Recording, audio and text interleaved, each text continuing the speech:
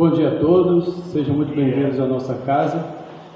É com imensa satisfação que a gente tem hoje o Davis aqui para falar sobre tormentos voluntários. Mas antes de iniciar nossos trabalhos aqui, passar a palavra para ele, a gente vai fazer a leitura da página do livro Caminho, Verdade e Vida, ditado pelo Espírito Emmanuel, por Francisco Cândido Xavier. Quem quiser anotar aí, é o capítulo 173, Zelo do Bem. E qual aquele que nos fará mal se for zeloso do bem? Está em Pedro. Temer os que praticam o mal é demonstrar que o bem ainda não se nos radicou na alma convenientemente. A interrogação de Pedro reveste de enorme sentido. Se existe sólido propósito do bem nos teus caminhos, se és cuidadoso em sua prática, quem mobilizará tamanho poder para anular as edificações de Deus? O problema reside, entretanto, na necessidade de entendimento. Somos ainda incapazes de examinar todos os aspectos de uma questão, todos os contornos de uma paisagem. O que hoje nos parece a felicidade real pode ser amanhã cruel desengano. Nossos desejos humanos modificam-se aos jorros purificadores da fonte evolutiva. Urge, pois, afeiçoar-nos à lei divina, refletir os princípios sagrados e submeter-nos a superiores desígnios, trabalhando incessantemente para o bem onde estivermos. Os melindres pessoais, as falsas necessidades, os preconceitos cristalizados operam muitas vezes a cegueira do espírito. Procede daí imenso desastre para todos os que guardam a intenção do bem fazer, dando ouvidos, porém, ao personalismo inferior. Quem cultiva a obediência ao Pai no coração sabe encontrar as oportunidades de construir com o seu amor. Os que alcançam, portanto, a compreensão legítima não pode temer ao mal. Nunca se perde na secura da exigência nem nos desvios do sentimentalismo. Para essas almas que encontraram no íntimo de si próprias o prazer de servir sem indagar, os insucessos, as provas, as enfermidades e os obstáculos são simplesmente novas decisões das forças divinas relativamente à tarefa que lhes diz respeito, destinadas a conduzi-las para a vida maior.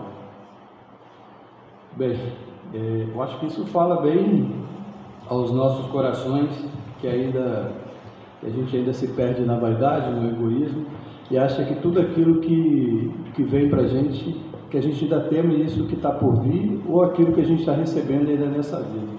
Quando a gente está imerso naquilo que nos faz bem, a gente acha que é filho de Deus, que está conectado com Ele. E quando a gente encontra as dificuldades, que é o mal que alcançou ele, que ele está entendendo, que ele ainda está perdido naquilo que ele acha que não é para ele. Então, quem teme o mal ainda não está conectado plenamente com a divindade. E quem de nós ainda não, em algum momento dessa existência, ainda não encontrou grande dificuldade e ficou temeroso? Porque a gente ainda está no mundo de provas e expiações, a gente ainda está caminhando, a gente ainda precisa nos renovarmos, a gente ainda precisa modificar aquilo que ainda a gente carrega, né? Como está descrito aqui, cristalizado em nós. Mas a gente está caminhando, a gente ainda vai chegar, vai ser como Paulo, né, que entendeu a sua missão e seguiu, foi fazer tudo que ele tinha que fazer e nunca questionou. Quando ele entendeu que Jesus era esse ser divino e foi segui-lo, né? E tanto outros missionários aí que a gente pode dizer, Chico entendeu também a sua missão, e muita gente fala que se tivesse a mediunidade dele também teria feito. Duvido, né? Duvido que dormir pouco, trabalhar muito e não deixar de fazer suas obrigações lá, né? Ele trabalhou para aposentar, ele ainda continuava trabalhando e muitas das pessoas que queriam conhecer o trabalho dele se cansavam só de ver, não conseguiam acompanhar o ritmo que ele tinha. Mas somos aprendizes ainda, sem dúvida, que a gente ainda vai alcançar e não vai temer esse mal, né? o mal que muitas das vezes, o mal na verdade é o seu caminho de aprendizado. Bem, a gente vai fazer a prece e passar a palavra. Então vamos elevar o nosso pensamento, agradecer a oportunidade. Senhor Deus de infinita misericórdia, nossos amigos espirituais que tanto nos auxiliam, os mentores da casa, que a gente possa hoje, com as palavras ditas aqui, que elas possam alcançar o nosso coração, que a gente possa, com isso, nos reformar intimamente. Que a gente alcance um dia esse ser, esse homem de bem que Jesus nos prometeu, né? Então a gente agradece por mais esse dia, que a gente possa sair daqui renovado na nossa fé e esperança. Assim a gente agradece. E a gente passa a palavra para o nosso irmão. David, boa palestra. Bom dia a todos. Só vou iniciar sentado, só para passar uma música para vocês, depois eu vou me levantar. Mas a gente vai iniciar no capítulo 5, que é Tormentos Voluntários, Bem-aventurados os aflitos. E é um capítulo muito importante, que é o maior capítulo do Evangelho, onde há várias orientações, e os tormentos voluntários já está para a parte final, e que traz muitas questões a respeito do nosso comportamento. O importante para a gente compreender no estudo de hoje é que quando a gente trata do capítulo 5 do Evangelho, a gente fala das consolações, o quanto que é importante no mundo de provas e expiações do qual nos encontramos, e entender sobre a bem-aventurança daqueles que sofrem. No entanto, ali o Espiritismo vem nos trazer a nuance do sofrimento, a didática do sofrimento e também as perspectivas do sofrimento. E os tormentos voluntários é justamente um pouco dessa ideia, que não existe só o sofrimento, que todo mundo que sofre é bem-aventurado. E a gente vai entender um pouquinho, no decorrer desse estudo, sobre as questões que são colocadas como forma de reparo, que é a lei de causa e efeito, e as questões que não são colocadas como aquisições voluntárias da vida. Então, para a gente iniciar, eu vou começar com uma música que se chama Me Curar de Mim, da Flaira Ferro.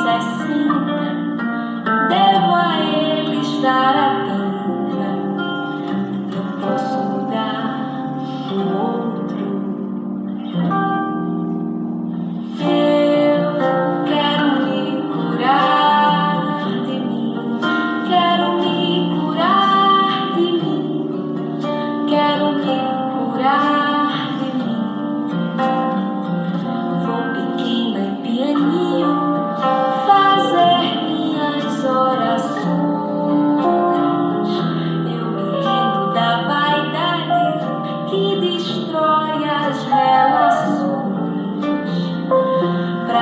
encher do que importa, preciso me esvaziar, minhas feras encarar, me reconhecer hipócrita. Sou mentirosa, vaidosa e invejosa, sou mesquinha, grão de areia, boba e preconceituosa, sou carente, amostrada, dou sorriso, sou corrupta, malandra, fofoqueira, moralista, interesseira, e dói, me expor assim. Dói, despir-se assim. Mas se eu não tiver coragem para enfrentar os meus defeitos, de que forma, de que jeito eu vou me curar de mim? Se é que essa cura de existir, não sei, só sei que a busco, só sei que a busco. Me curar de mim, me curar de mim, me curar de mim, me curar de mim.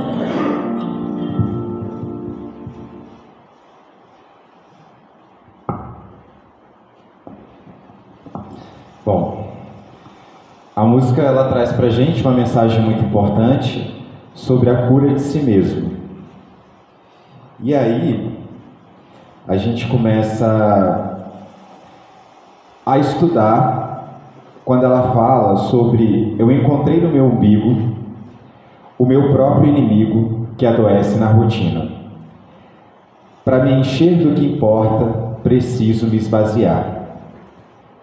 Mas se não tiver coragem para enfrentar os meus defeitos, de que forma, de que jeito eu vou me curar de mim? E são coisas que eu destaquei para nossas reflexões a respeito de coisas que a gente precisa ser curado. E ela expõe inúmeras características, imperfeições que todos nós temos. E quantos de nós estamos dispostos a fazer essa própria reforma? A ver o que há dentro de nós e, de fato, fazer essa cura e essa reforma íntima, que é o nosso objetivo na reencarnação que nós estamos. Diante de todo, do momento que a gente reencarna, que a gente chega na Terra, que a gente toma consciência das nossas próprias atitudes, nós precisamos entender aquilo que nós precisamos reformar. E ela traz essa exposição. E aí, Freud, ele tem uma fala que diz assim: quando a dor de não estar vivendo for maior que o seu sofrimento, você muda. Tendo conhecimento da doutrina espírita, a gente traz esses questionamentos. Será que a gente precisa chegar ao estágio de não conseguir viver para mudar? O próprio incômodo, porque se a gente chegar a esse estágio de quando a dor de não estar vivendo for maior que o próprio sofrimento, porque muitas das vezes a gente sofre e a gente continua ainda no erro. O Haroldo já trouxe isso uma vez para a gente em palestras. A gente sempre tem essa fala da história do cachorro em cima do prego, Ele chega no posto, tem um cachorro chorando, e aí pergunta ao frentista: mas por que ele está chorando? Ah, porque ele está deitado em cima de um prego. Mas por que ele não levanta? Porque ainda não doeu o suficiente. Então, nós temos uma capacidade de continuar vivendo com a dor. Porque a dor, ela ainda está ligada a dor, ela é o efeito de uma causa. Isso que é importante a gente fazer essa distinção. Por que a gente convive com a dor? Porque a gente não gosta de sofrer. Quem aqui gosta de estar dentro de um hospital o tempo inteiro? Quem aqui gosta de tomar uma medicação, ser furado, ficar tomando um remédio controlado, ser privado de fazer as coisas? Quem aqui gosta de sentir dores físicas no corpo? As pessoas não gostam. A gente não gosta de sentir isso. Mas por que a gente permanece na dor? Porque a dor, ela é uma resposta a um efeito. E esse efeito é o que provoca a nossa permanência, que está relacionado ao desejo. Então, dentro dessa perspectiva da música e dentro da fala do Freud, né, que quando a dor de estar vivendo, a dor de não estar vivendo for maior que a própria dor, a gente resolve mudar. Então, quando a gente entra num estado de consciência que aquilo já não está fazendo mais bem para a gente realmente resolve mudar. Mas será que a gente precisa chegar a esse estado de consciência? Será que a gente precisa chegar a sentir, né? Porque quando a gente fala sobre a dor de não estar vivendo, a gente já perdeu muita parte da nossa vida. A gente já perdeu o convívio social, a gente já perdeu coisas que envolvem o nosso próprio corpo. Então, será que eu preciso chegar a tantas perdas para falar, nossa, eu preciso mudar? E a gente não está criticando se alguém chega nesse estágio. Dentro da doutrina espírita, a gente tem um trabalho de prevenção.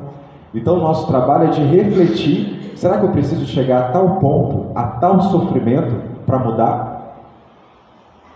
Eu não preciso disso. Eu posso conseguir ter trabalhos de prevenções para justamente trazer qualidade de vida para a minha vida, para a minha existência.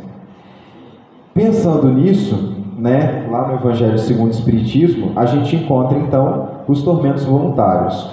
Mas antes da gente entrar nos tormentos voluntários, a gente precisa trabalhar com algumas perspectivas, com alguns princípios.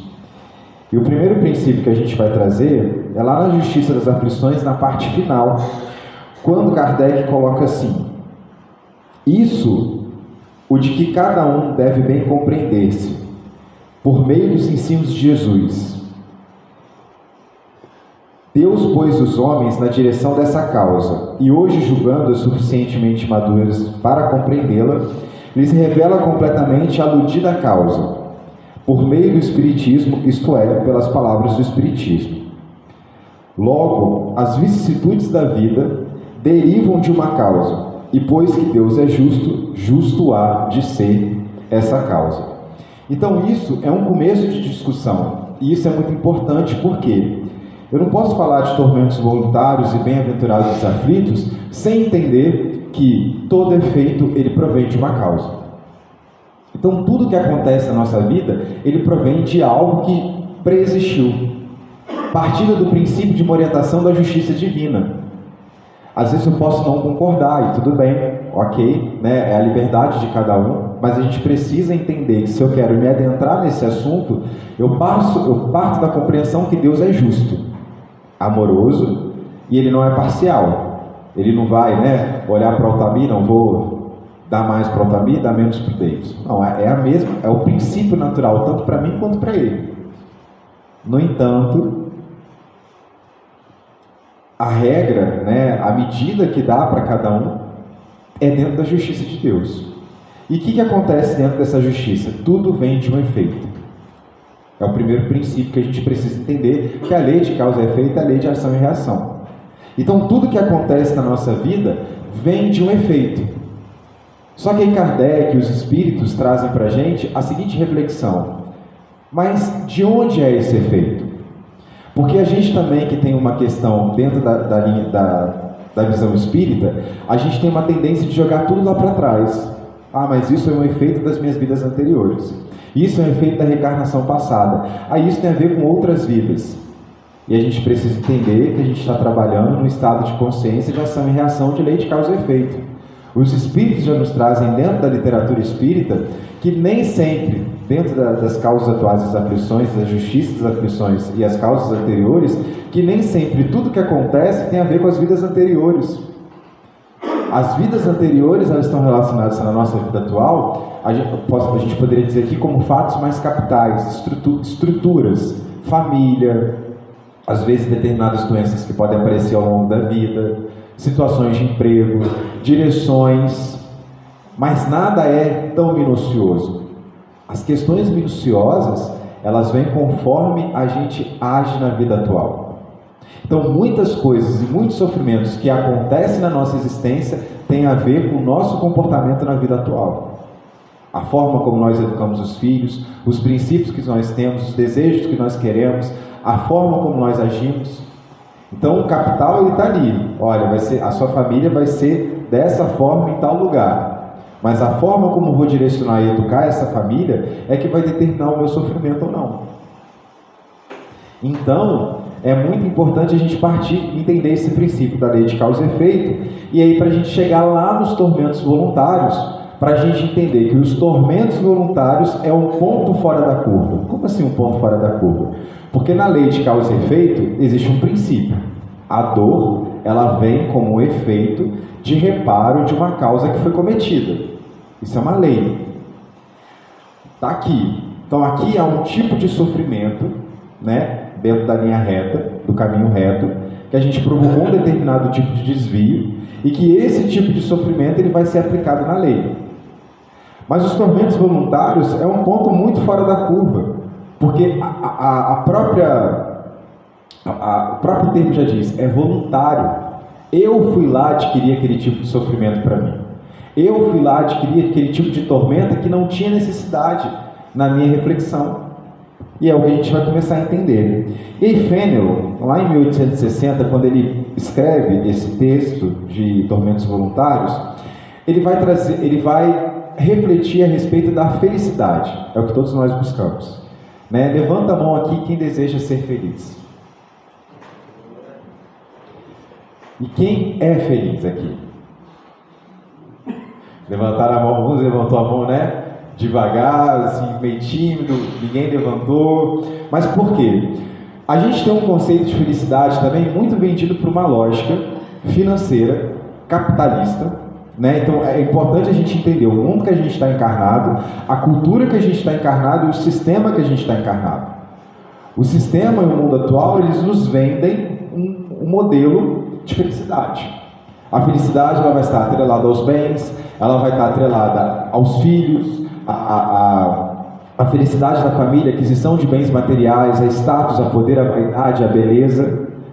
Isso é o que vende. Se a gente pega uma série, se a gente pega uma novela, se a gente pega um filme, se a gente pega clipes de música, de diversas modalidades musicais, né? A felicidade ela sempre está atrelada a bens materiais. E a gente tem uma busca por essa felicidade, porque a gente tem uma busca por um bem-estar. A gente quer viver bem, a gente quer estar bem, a gente quer ficar bem, feliz, tranquilo. Só que isso descaracteriza o mundo que a gente está encarnado. Porque quando a gente chega no Espiritismo, a gente tem a compreensão que a felicidade vendida, né, não é a felicidade característica do mundo de provas e expiações. Da mesma forma que a gente brinca, olha, a gente vai morrer, não sei se todo mundo sabe, mas a gente vai morrer. Da mesma forma que a gente tem esse tipo de brincadeira, e que é uma brincadeira muito séria, a gente também vai trabalhar de uma outra forma, que a gente vai sofrer. Porque no mundo de provas e expiações, não há nada, não há outra coisa que não seja o sofrimento. E é um sofrimento de duas perspectivas. O sofrimento que vem do esforço, porque tudo que cresce exige esforço, o processo evolutivo exige esforço. E outra coisa é o sofrimento que traz a questão da reparação. Então, no mundo de provas e expiações, existe sofrimento. E aqui não é uma fala pessimista, não é uma fala que quer, nossa, não, eu vim para o centro hoje, recebeu um alívio, e aí chegou lá e estou recebendo que a gente vai sofrer. Mas o objetivo é a gente trazer um estado de consciência, da gente entender que o sofrimento que está acontecendo, ele não é porque Deus não gosta de mim, mas é porque eu estou num mundo que exige que eu seja provado e exige que eu cresça. Então, partindo desse princípio, é contrário à ideia de felicidade, porque felicidade é quando você não sofre, felicidade é quando você não sente dor, felicidade é quando você tem um estágio de calma, um estágio de paz, onde nada mais te atormenta. E aí, a gente começa a entender que eu estou no mundo de provas e expiações, mas que eu tenho uma busca pela felicidade, porque quem aqui não quer encontrar o reino dos céus? Quem aqui não quer essa imagem de estar tudo bem, essa felicidade interna, externa? Então a gente busca uma felicidade incessantemente. E quem traz isso para a gente é Fenelon, quando ele vai iniciar os tormentos voluntários. Ele fala que a busca da felicidade é incessante. No entanto, a felicidade foge incessantemente dessa pessoa que a busca. Né? Ele fala que incessantemente busca a felicidade, que também incessantemente lhe foge. Então é aquele famoso gato e rato. Eu vou atrás, mas foge. Eu vou atrás, mas foge. Eu vou atrás, mas foge. Ué. Mas eu quero ser feliz, a felicidade foge de mim. Aí se a gente buscar determinados contextos, eu conheço uma pessoa que eu sempre falo para ela, você ainda não conseguiu compreender que isso não vai te fazer feliz. Porque quando eu tiver uma bicicleta eu vou ser feliz. E coisas assim mesmo que ela falava. Aí quando eu tiver isso eu vou ser feliz. Quando eu tiver isso eu vou ser feliz. Quando eu comprar o carro eu vou ser feliz. E aí foi uma vez numa roda de grupo, foi muito bonito ela falar, que ela falou assim, eu comprei o carro e eu não fiquei feliz. Porque, né, tem um problema, tem a revisão, tem o IPVA. Né, você compra por um comodismo, por uma coisa assim, para ficar bem, e de repente você tem que pagar várias prestações, tem que pagar o IPVA do carro, tem que fazer a revisão do carro, aí aquilo te traz estresse. Né? Então assim, os meus filhos, vamos ter filhos e tal, e aí tem escola, tem que pagar, e tem isso e aquilo, a gente está estressado, está nervoso. Então entende que essa felicidade que a gente busca, atrelada a coisas que são perecíveis, sempre vai fugir das nossas mãos. É a ideia da areia. Pega a areia na sua mão e levanta. Ela vai sair. Isso é felicidade na perspectiva material do mundo de provas e expiações. E então vem essa pergunta, mas por que então a gente não é feliz? Será que a gente nunca vai conseguir ser feliz? E aí tantos espíritos, na parte 4ª do livro dos Espíritos, na parte 4ª ele inicia, que fala das consolações, as perguntas são direcionadas à felicidade, e nos tormentos voluntários vão trazer uma perspectiva de felicidade, que é uma felicidade relativa. A gente pode ser feliz sim no mundo de provas e expiações, no entanto, de uma forma relativa. E aí Fenelon faz uma afirmação para a gente, e essa afirmação é importante. Eu gostaria muito que a gente levasse isso para casa, que felicidade sem mescla não se encontra na Terra. Ou seja, a felicidade ela vai passar por momentos de aflição. A felicidade ela vai passar por momentos de tormenta. Ela vai passar por dificuldades. Porque não existe uma felicidade total. A gente lembra quando o Chico traz aquela história que um dia ele estava sofrido, estava triste. Aí ele fala para o Emmanuel vai até Maria, né, de Nazaré. E Maria traz um recado para o Chico falando, olha, tudo passa. Né? Chico achando que ia ser uma mensagem grande, né, vindo direto de Maria, que conhece muito bem sobre as dores humanas, e aí Chico traz ele, olha, tudo passa. E aí um dia Chico coloca aquele recado na parede, e realmente, provavelmente ali, a dificuldade, a tristeza passou, mas um dia que o Chico estava feliz, Emmanuel fala, Chico, olha lá de novo. E o que é? Tudo passa. Né? Porque se a gente também for feliz o tempo inteiro, a gente vai lembrar que a gente tem que vir no centro. Se a gente for feliz o tempo inteiro, a gente vai lembrar que a gente tem que fazer oração. A gente vai lembrar que tem outras pessoas que não estão felizes. A gente vai lembrar de crescer, de evoluir, ou a gente vai viver num gozo eterno. Porque existem essas questões também. Se uma criança, ela recebe comida, ela recebe roupa, ela não precisa ir à escola, ela tem tudo que ela quiser, você acha que essa criança ela vai ter necessidade de sair desse espaço? E muito pelo contrário, de repente um vazio vai ser tomado também, porque tudo está ali. Né? Um dia conversando com a minha terapeuta, ela falava muito sobre isso, né? Ela que me trouxe essa questão da frase sobre a mudança da dor, do Freud. Depois ela trouxe outra frase que ela falava assim, tudo que é muito fácil e não exige esforço não é bom. Porque a gente entra no ostracismo, a gente não cresce, a gente não se esforça, a gente não muda. Então, esse conceito de felicidade, ainda pegado às questões materiais, está distante da gente. E então, quando a gente consulta a questão 920 do Livro dos Espíritos, tanto Kardec e os Espíritos trazem para a gente que o homem não pode gozar de repleta felicidade estando no mundo de provas e expiações. Então isso a gente já começou a compreender. Mas depende do homem suavizar os seus males. Então a gente já entendeu, lembra que a felicidade é relativa?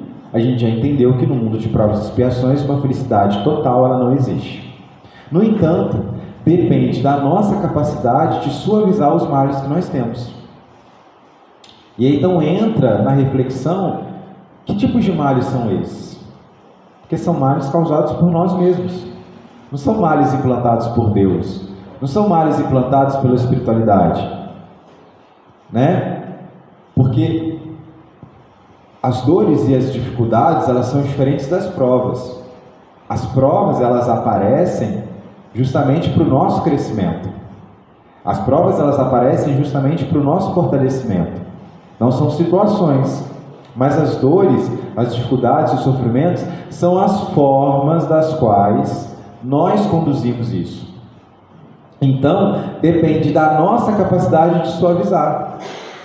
Depende da nossa capacidade de apego, da nossa capacidade de dar um rumo diferente para isso. Na 921, é quase sempre obreiro da própria infelicidade que os Espíritos trazem, que o homem, ele é quase sempre obreiro da própria infelicidade. Então, gente, é muito importante a gente vasculhar tudo que está acontecendo. É importante a gente ir, né? Nossa, aconteceu esse tipo de problema. Então deixa eu olhar ali para trás para entender se eu estou gerando isso. Para entender se esse comportamento vem da minha própria atitude. Por isso que a gente fala sobre a importância da terapia. Por isso que a gente fala sobre a importância tanto do processo terapêutico, porque a gente tem profissionais que vão nos auxiliar. O atendimento fraterno, por exemplo, que a gente tem pessoas que vão estar e nos escutando. A terapia, quando eu falo da parte psicológica profissional, a possibilidade também da gente ter o atendimento fraterno, porque vai estar nos auxiliando em relação a isso. A capacidade de voltar, como o Santo Agostinho nos orienta na questão do autoconhecimento, de deitar a cabeça no travesseiro e pensar nas ações que foram feitas. E lembrando, nós somos regidos por uma lei de causa e efeito. Se existe uma ação e se existe um comportamento, eu preciso voltar e entender que daquele efeito teve uma causa. Que causa é essa? Essa causa veio da minha imperfeição? Essa causa veio da minha ação? Essa causa veio da forma como eu agi? Então é isso que eu preciso corrigir. Porque é justamente isso que vai trazer o tormento voluntário para a minha vida. Isso que vai me trazer a falta da felicidade. Então, dentro dessa perspectiva, eu preciso compreender que praticando a lei de Deus, eu vou proporcionar para mim mesmo a felicidade. Então, o que é a felicidade relativa na Terra? Cumprir a lei de Deus. O que é a lei de Deus? A gente vem aqui no Livro dos Espíritos, lá na parte terceira, tem 10 leis, né? Que com certeza não deve estar restrito a tudo isso, mas é para o nosso conhecimento.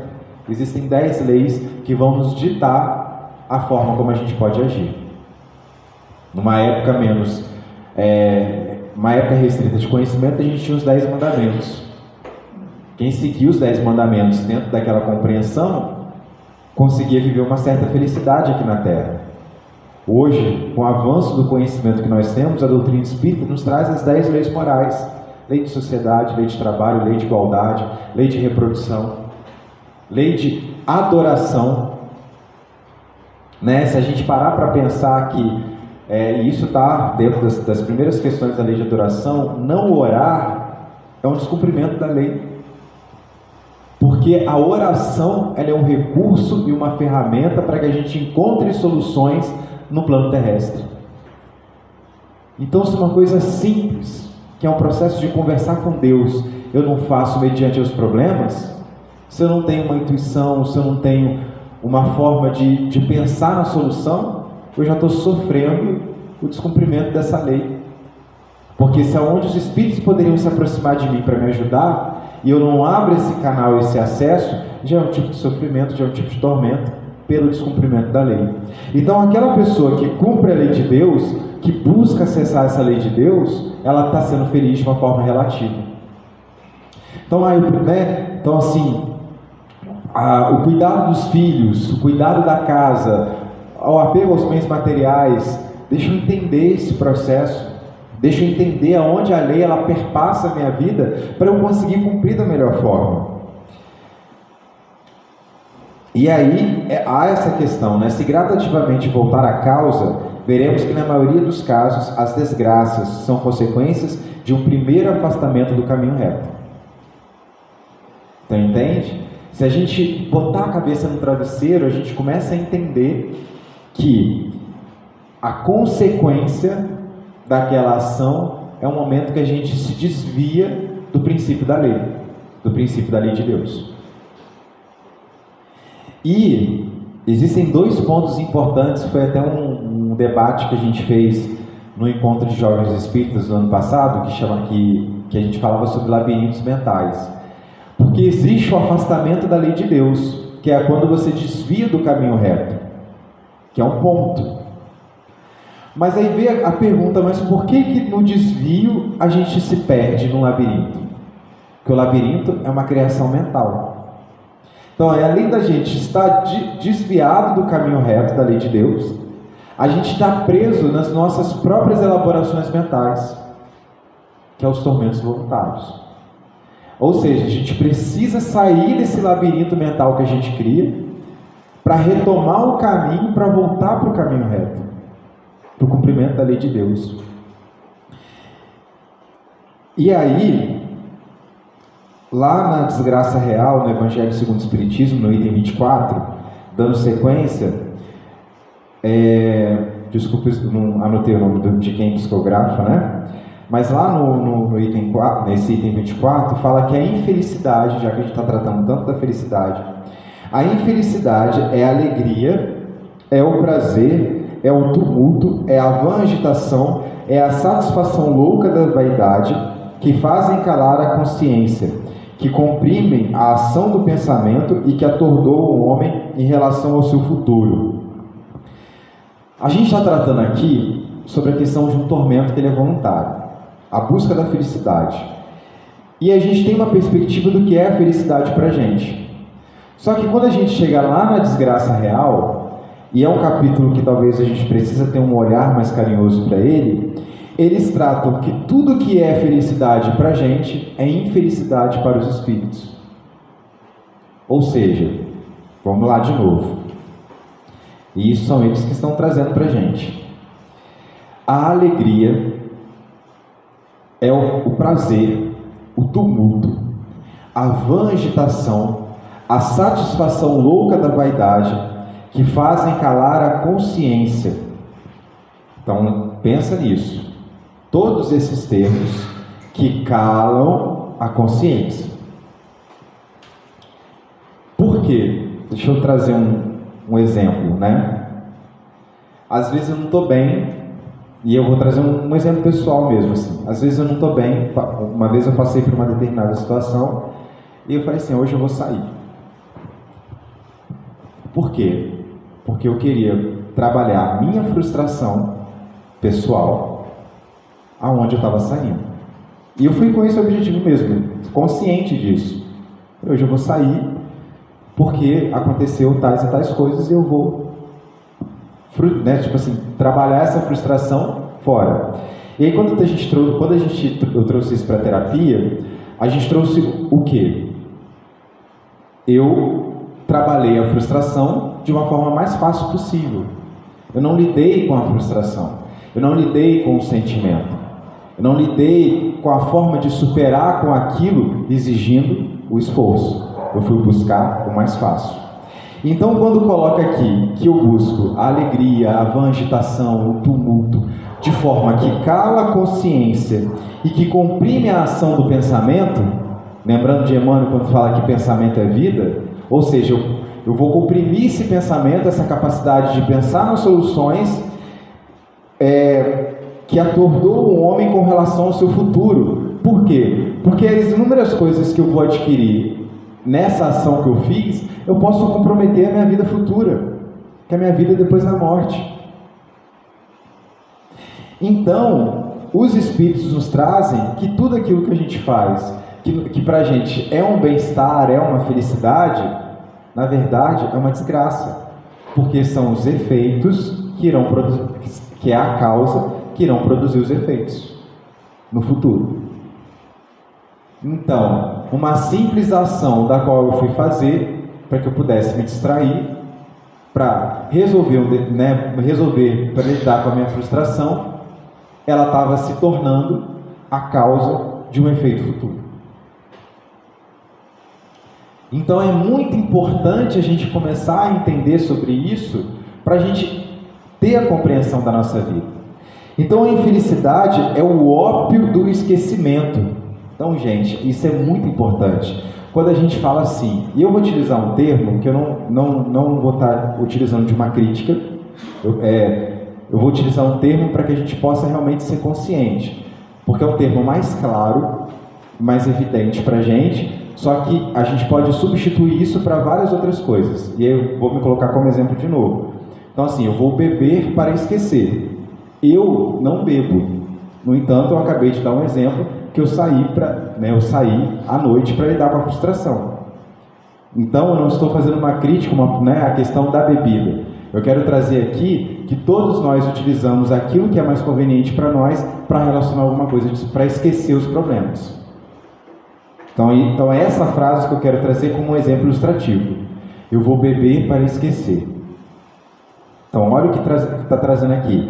A infelicidade é o ópio do esquecimento que ardentemente procurais conseguir. Então tudo aquilo que a gente faz para se livrar dos problemas, porque eu estou cansado, porque eu estou isso, eu estou aquilo, eu preciso... Na leitura da espiritualidade é uma desgraça. Por quê? Porque são grandes causas de efeitos futuros. Então aquilo que a gente tem, que o mundo material vende para a gente, é uma desgraça. Quantas viagens, às vezes, podem ser fugas de problemas?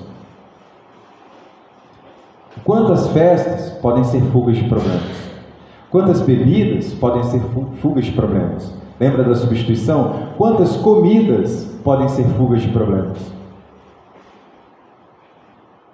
Então, quantas vezes, quantas coisas a gente foge porque a gente quer esquecer? No mundo de provas e expiações a gente quer esquecer? Se a gente está lá na hora de fazer uma prova para uma faculdade, na hora de fazer uma prova do ensino médio, do ensino fundamental, eu vou virar para o professor e falar assim, não vou fazer não.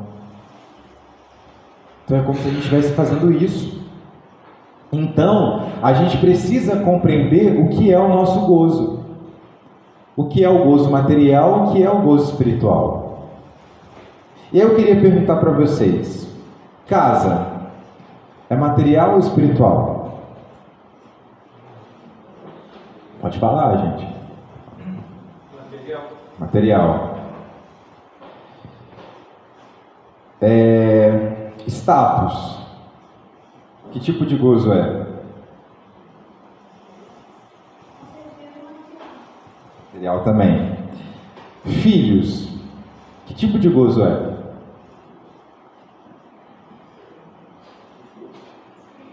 Espiritual. Será? Dependendo do ponto de vista. E filhos eu trouxe de uma forma mesmo para trazer esse start para a gente. Porque a gente tem essa questão de achar que filhos e a ação da paternidade, a ação da maternidade envolve um sagrado e uma espiritualidade que muitas das vezes é uma perspectiva material, né? Filhos são transitórios, filhos são emprestados para a nossa questão de evolução, é uma questão transitória, tem a ver com reparo, tem a ver com a reencarnação, está ligado à Terra, existem laços que vão ser mantidos na espiritualidade, mas depois esses laços vão mudar. O filho vai virar pai, vai virar irmão, vai virar primo, vai virar amigo. E a gente tem um apego aos filhos, que quando eles morrem antes da gente. Eu escutei um filme, eu achei muito bonito o questionamento me marcou no sentido assim, né? São dois pais que perdem um filho e eles falam, né? Existe órfão, existe viúvo, e que nome que a gente dá pro pai que perdeu o filho? E aquilo me marcou tanto, né? Porque assim, o pensamento desse filme, e é justamente sobre isso, né? Os filhos são transitórios. Não necessariamente porque eles nasceram depois da gente, significa que eles têm que morrer depois. E é isso, o nosso gozo está sendo atrelado a eles. Se o nosso desejo, a nossa causa está sendo atrelado a eles. E se eles vão antes? E se eles adoecem? Não é um tormento voluntário por falta de compreensão? Não é um tormento voluntário pela dor do apego? Mas é meu filho.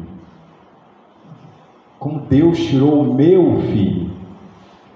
Mas a gente entende que na espiritualidade é transição, é temporário. Está confiado a mim, ele não é meu. A única coisa que é minha sou eu, nem meu corpo, o meu espírito. Fora isso, tudo que está ao meu redor é transitório. Então, filhos, ele tem de fato um cunho espiritual no processo de educação, no entanto, ele é transitório. E se a gente não tiver ligado no nosso grau de apego, a gente acha que é sagrado, mas na verdade a nossa ação ela é extremamente material. A minha mãe, ela está operada, e aí a gente estava conversando essa semana, e minha mãe estava fazendo várias perguntas. Aí eu falei: mãe, desliga, você precisa focar agora no seu joelho, que a gente precisa te ver bem. Aí ela: mas vocês estão sozinhos? Porque ela está na casa do meu irmão, do meu outro irmão, e eu e a minha irmã estamos sozinhos em casa. Ela: mas vocês estão sozinhos? Eu falei: mas a gente é adulto, né? A gente tem que se virar aqui sem você, sem o pai, porque eles estão para lá. Aí eu falei assim: se você morresse? Aí ela brigou comigo assim: hoje eu estava pensando nisso. Eu falei: se você morrer, vai ser pior, porque você vai estar morta e sofrendo na espiritualidade, porque a gente está aqui na Terra. Então entende, né, que os filhos têm uma questão espiritual, mas ele entra num gozo material. Então a gente tem que tomar muito cuidado, quem está na esfera da responsabilidade de pai e mãe, de entender que grau de apego é esse. Porque em inúmeras situações podem ser, a gente pode ser convidado a viver experiências como essas, onde os filhos partem antes da gente. Então a gente vai entrando na vaidade, que é um gozo material, né? Casa, por exemplo, família, fraternidade. Fraternidade é um gozo espiritual. Então a casa, a família, eu estou vendo o que é status, né? Eu estou vendo o que é material, porque minha família tem que ter nome, que minha casa tem que ser bonita. Ou eu estou olhando para as pessoas que estão ali dentro, que podem ser grandes inimigos do passado, e pensar assim: eu, enquanto pai, enquanto mãe, enquanto irmão, eu tenho que promover fraternidade aqui dentro. Isso é gozo espiritual. Status, né? Estou preocupado com status, humildade. Por quê? Porque eu não tenho que me preocupar em ser o primeiro, eu tenho que me preocupar em ser o último e servir a todos. Isso é o gozo espiritual, porque isso está de acordo com a lei, na lei de justiça, amor e caridade. Filhos, tem que estar preocupado com a educação desses filhos, no tempo que eles estiverem aqui. Se eu morro, se o meu filho morre antes, se acontece alguma coisa, mas eu tenho certeza que eu dei a melhor educação que eu podia, isso é paz de espírito. A pior coisa é ver um filho errar e a gente entender que grande parte daquele erro tem a ver com o nosso comprometimento, com a nossa falta de educação ou com a nossa ignorância.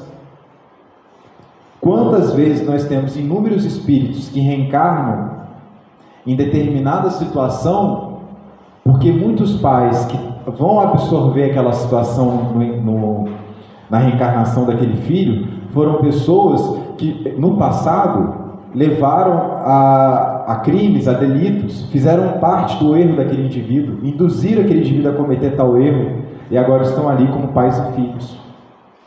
Então, o gozo espiritual na Terra é o processo de educação, né? E o trabalho. quando a gente trabalha constantemente, quando a gente não está no ópio, quando a gente não está no ócio, quando a gente não está no esquecimento, mas o tempo inteiro a gente está crescendo, a gente está vivendo o gozo espiritual. Então são coisas que nos trazem relativa felicidade, porque é a sensação de dever cumprido. E é essa sensação de dever cumprido que traz o estado de felicidade, porque não é porque então quer dizer que a felicidade ela não é da terra, realmente ela não é, então quando eu morrer eu posso ser feliz, também não. Porque a gente tem que entender que nós estamos no mesmo padrão vibratório do mundo que nos encontramos. Então quando a gente desencarna, esse estado de relatividade ele continua. Ou seja, quando eu desencarno, o que é o reino dos céus para mim? É a sensação de dever cumprido. É a sensação que na terra eu cumpri a lei de Deus. Quando a gente desencarna, o que é o inferno para mim? A culpa, o remorso, a falta de ter realizado as coisas que poderiam ter sido feitas na terra. Na 922, haverá, contudo, alguma soma de felicidade comum a todos os homens? Na questão do material, é a posse do necessário, e na questão espiritual e moral, é a consciência tranquila e a fé no futuro. Porque quando a gente entende que eu estou encarnado, mas que a minha verdadeira vida é depois da morte, tudo que eu faço aqui é para chegar a esse momento. É a grande ideia da faculdade. Eu estudo para quê? Para me tornar um profissional. Se eu estudo, se eu tenho uma péssima conduta na faculdade, eu não vou me tornar um profissional de qualidade. Então tudo é para o futuro. Para que eu tenho que ficar tantas horas estudando? Para me tornar um bom profissional. Então para que eu não tenho que comer, sair? Por que eu não posso falar mal do outro? Por que eu não posso fazer isso? Por que eu não posso fazer aquilo? Por que eu não posso me apegar a tais bens? Porque eu quero ser um bom espírito. Um bom espírito no sentido assim, um espírito feliz. Eu quero morrer e morrer bem. Sabe? Chegar no plano espiritual e falar, consegui. Né? E não só isso, pensar na minha próxima vida, porque eu vou continuar reencarnando. Então, quanto melhor aqui, melhor eu vou estar numa outra vida. Né? Então, isso também é importante. Então, a paz é a única felicidade que a gente pode ter, a paz do coração. Real neste mundo. Por quê? Todas as vezes que os problemas vierem, a gente não vai ficar mais ferido, porque a gente vai começar a compreender que tudo está dentro do planejamento de Deus. Haroldo ele faz uma palestra falando sobre Maria de Nazaré, sobre a morte de Jesus. A gente imagina o que é a morte de Jesus para Maria de Nazaré. E futuramente, né, depois de alguns momentos, Maria estava ali consolando as outras pessoas que vinham buscar Jesus. Então a gente quer trazer esse tipo de fortaleza espiritual. Bem-aventurados os aflitos, e que a doutrina espírita nos traz, é esse tipo de fortaleza espiritual. Que no mundo de provas e expiações, quando a gente atinge um certo nível de pensamento, os problemas já não nos ferem, já não nos atormentam. No entanto, o homem ele mantém esse hábito de tudo que o agita e o perturba, que é a grande questão. Né? A gente fica buscando, em vez de a gente buscar as coisas espirituais que vão nos tornar mais fortes, a gente busca coisas que são perecíveis. E são essas coisas que não são perecíveis que nos trazem a aflição. Aí lembra que eu falei? Existe o caminho reto, existe a questão da lei, existe o desvio da lei e existe o ponto fora da curva, que é o tormento voluntário. Porque a gente tem no mais distante do que a gente precisa ir, que é aquela hora que a gente fala assim, por que eu não tenho isso? Por que eu não tenho aquilo? Por que eu não tenho as coisas? Aí a gente desenvolve dois pontos importantes que eles trabalham nesse texto, que é o ciúme e que é a inveja.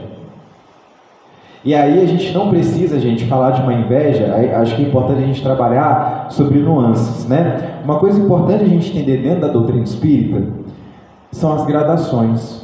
Que a gente tem muito hábito de trabalhar com totalidade. A gente trata o amor com totalidade.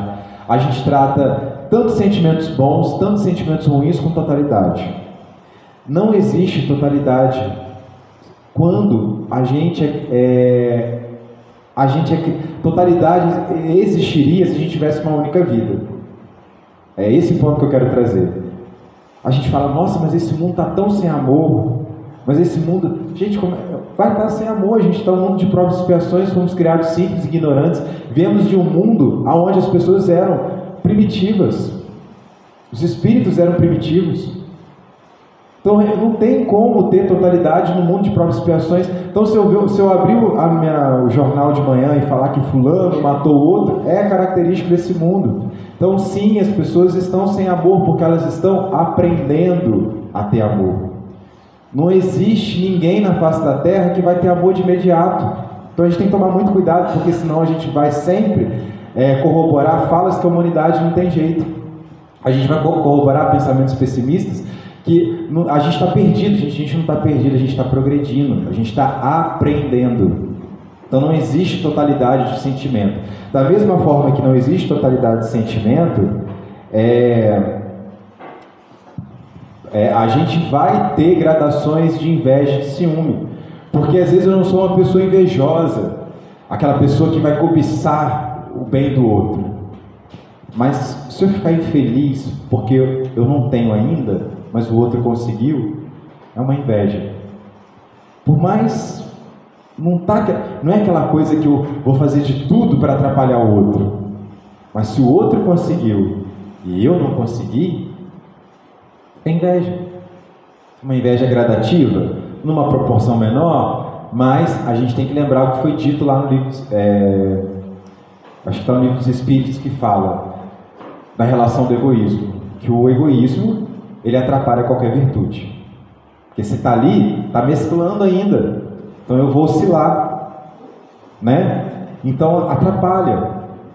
Eu lembro de uma vez que meu sonho era ter um computador criança, e eu cheguei na casa do meu primo, ele tinha acabado de ganhar. Eu lembro que eu saí triste do quarto, sentei no sofá e meu pai veio falar comigo, ele falou assim, o pai vai te dar um computador um dia também. Por mais que fosse criança, era inveja.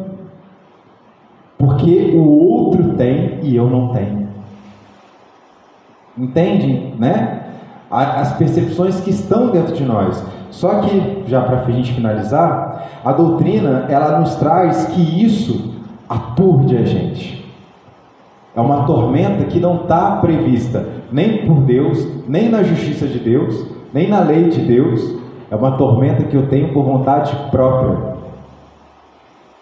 Isso não está vindo reparar, nossa, eu estou sofrendo aqui porque o fulano comprou o carro e eu não comprei, isso é reparação do passado. Não, é inveja, ciúme, é dor desnecessária na minha vida. E eu estou ali sofrendo, porque aconteceu isso comigo e não aconteceu com outro. Então, Joana de Ângeles fala que a inveja, ela permanece o indivíduo na infância, porque ele quer ser o único centro da atenção, não considera a vida um patrimônio divino para todos, então só eu posso ganhar as coisas, ninguém mais pode, e não se alegra com os outros. E o ciúme tende a levar uma vítima à loucura, envolve pessoas, objetos e posições, posses e valores que assumem uma importância alucinada. Isola a pessoa na angústia, é um tormento desnecessário, que não está previsto para a gente passar, mas a gente passa, porque a gente quer ser apegado àquilo, e a gente fala que aquilo é o único sentido de felicidade na nossa existência. Então, o Fenelon termina, quem é feliz? Estão na Terra. As pessoas que são felizes são aquelas que se contentam com o que têm. As pessoas que são felizes são aquelas que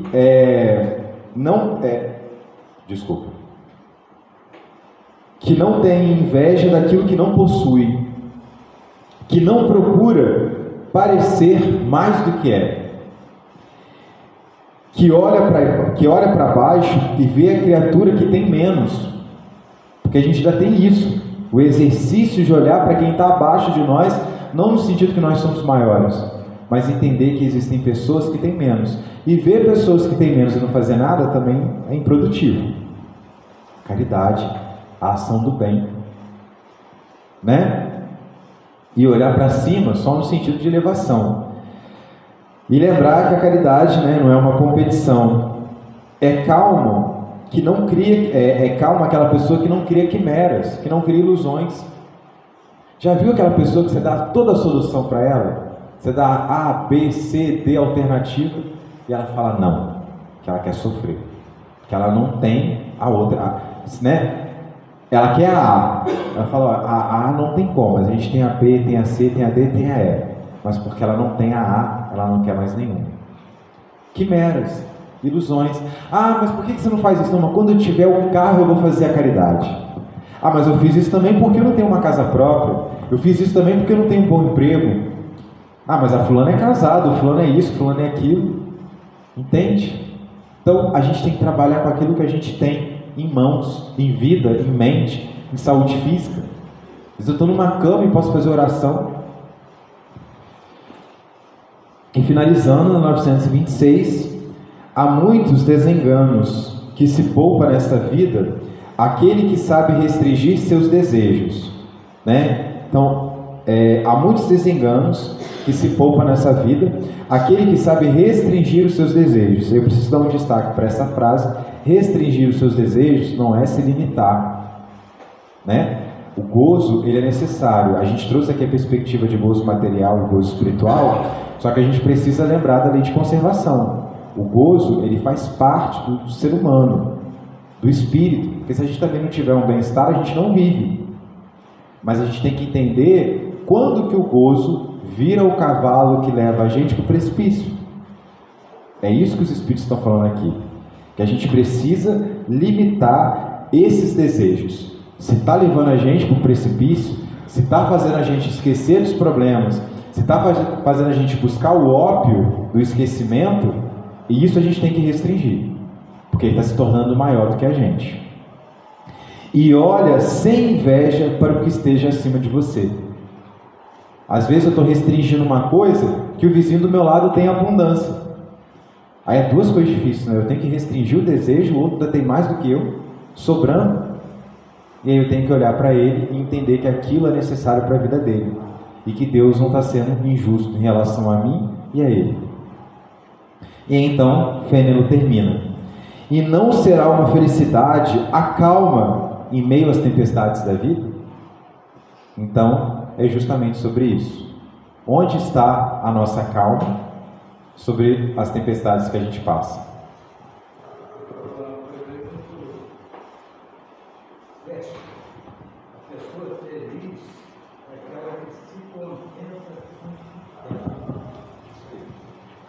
Perfeito.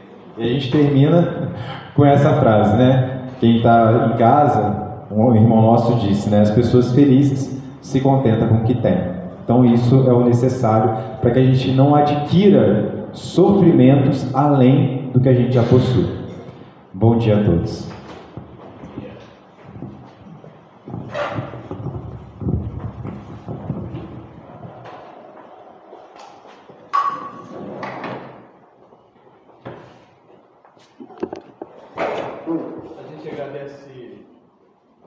A gente agradece imensamente ao Deus pela exposição e que a gente possa sair daqui e fazer nossas reflexões sobre o que ele falou, né? E vamos aos recados. Palestra da próxima quarta-feira, A Verdadeira Desgraça, com o orador João Carlos. No próximo domingo, com o nosso irmão Carlão, A Melancolia. Algum recado, Robson?